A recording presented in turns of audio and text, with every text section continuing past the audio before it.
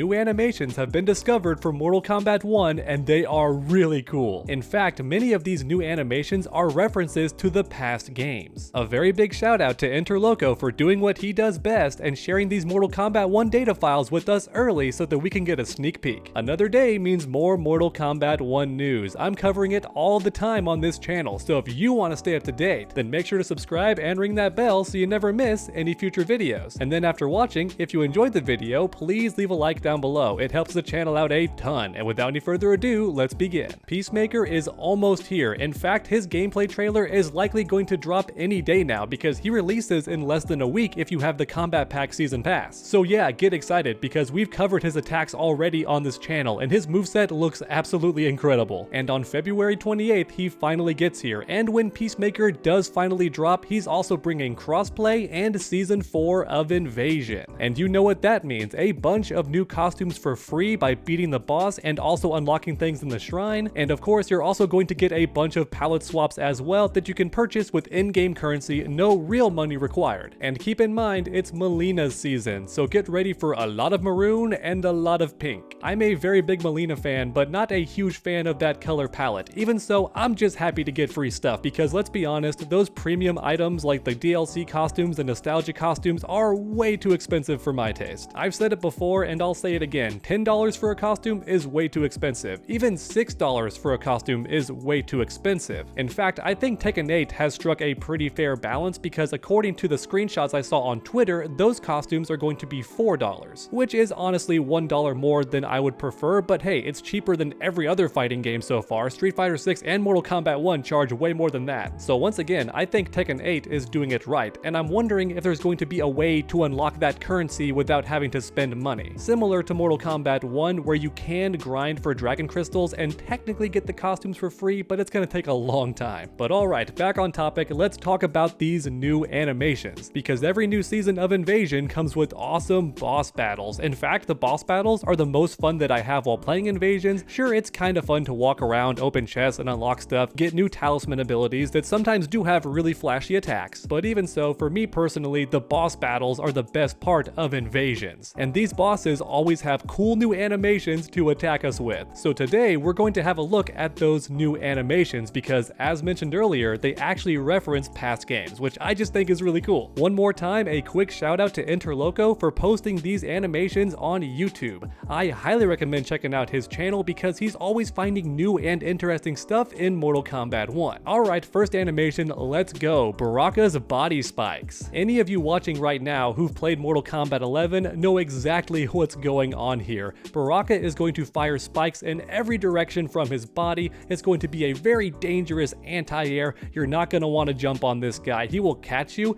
and I'm not sure if he can combo after it, but keep in mind in Mortal Kombat 11, he absolutely could. No matter what the case may be, I just think it's really cool that already we have a reference to a past game. Sure, it's Mortal Kombat 11, which was the previous game, but even so, we're seeing those animations come back to Mortal Kombat 1 in these Invasion boss battles, and as a former animator myself, I just find that really neat. Alright, but this next animation should get a lot of you really excited, and I hope you can catch the reference. Let's watch it first real quick.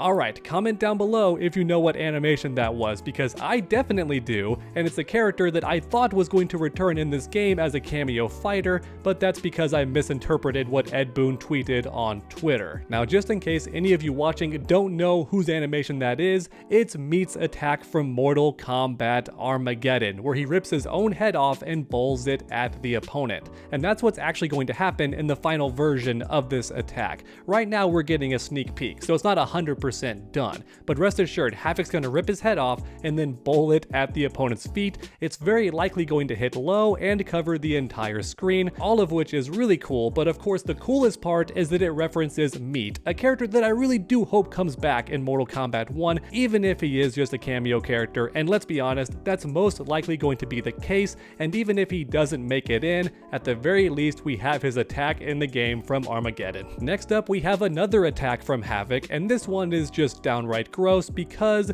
he pukes on the opponent, and there's a big wind-up before he does it. I'm already getting flashbacks to Reptile's boss fight in Season 3, where he just keeps spitting on you over and over again, or was that Season 2? I forget, I think it was Season 3. Whatever the case may be, this attack does make perfect sense for Havoc, because the man is chaotic, you can't predict what he's gonna do next, so him just puking all over the opponent is certainly within character. Very gross, but definitely in character. But what I'm wondering is if this puke attack is going to do damage over time, because technically puke is acidic, so maybe it's gonna slowly drain your health bar when he pukes on you, or is it going to be a puddle on the floor like Boraicho, and if you step in it you slip and he gets a free combo? That could be the case too. I don't think it's likely, but hey, anything could happen. And now finally there's one more attack from Havoc, and this one is also a reference to the past games, his famous knee breaker projectile. Yes, it's finally back. The animation does look kind of weird here. In Deception, he would just kind of fall backwards and break his own knees and then fire the projectile, but in Mortal Kombat 1, it appears like he hops in the air and then breaks his legs when he lands, which is so extra and looks way more painful, but I think that's the idea, because we already know that Havoc can undo any damage that he takes, so breaking his knees is not a very big deal for this guy. And of course, my favorite part about this animation is the direct reference to Mortal Kombat Deception,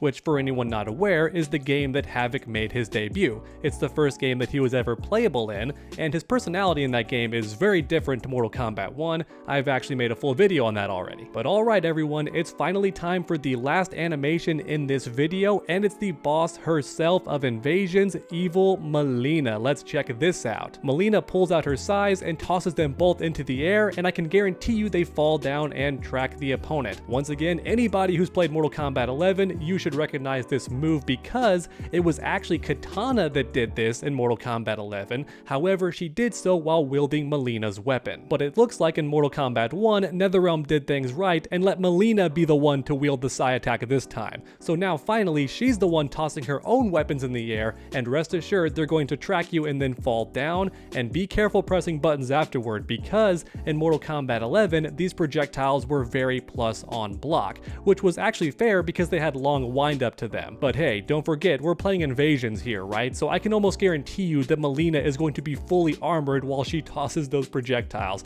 and if she's not, then that's a blessing. Alright everyone, that's it for the animations that have been revealed so far, but keep in mind that these Invasion bosses could very likely have way more attacks than this. We're only gonna know when Peacemaker finally drops. And as you all know, I love making these videos interactive, so let me know your thoughts in the comments down below. Which of these animations was your favorite? For me personally, it's gotta be the head bowl, because it references my boy Meat, and I want him to come back to the game so bad, even if he's just a cameo character. But that being said, the knee break projectile is also really cool. I think it's a tie between those two animations, honestly, because I love Havoc in Deception so much, and I kinda miss his personality from that game. New Havoc has fantastic gameplay, but I just miss his classic personality and also the way he spoke. It was the opposite of his personality in this game, and that's okay, because once again, I just want to know your thoughts on these animations, and like I keep saying in all my videos, I truly do read each and every comment, so grab that keyboard and make your voices heard. That's about it for today's news on Mortal Kombat 1. Thank you so much for watching, and I hope you enjoyed. If you did, please leave a like down below, it really does help my channel out a ton. And then finish that combo by subscribing and ringing that bell so you never miss any future videos. Make sure to come back next time, and as always, stay underdogs.